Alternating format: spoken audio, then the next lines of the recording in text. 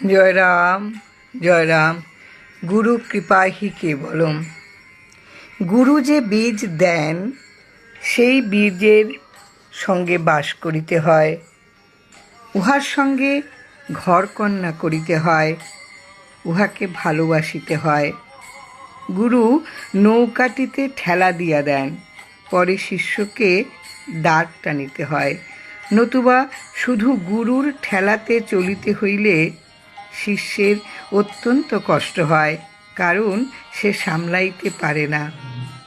নিজে দাঁড় টানিতে হয় শুধু বেগ সামলাইবার জন্য। গুরু তো সবটাই দিয়া রাখিয়াছেন, প্রয়োজন অনুসারে শিষ্য সবটাই প্রাপ্ত হয়।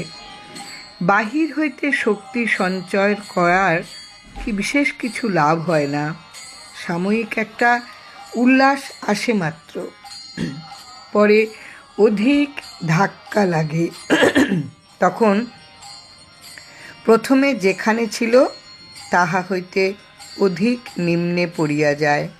ইহাতে সাধকের বহু কষ্ট ভোগ করিতে হয়। জয় রাম, জয় রাম। গুরু কৃপাহি কেবলম, গুরু কৃপাহি কেবলম।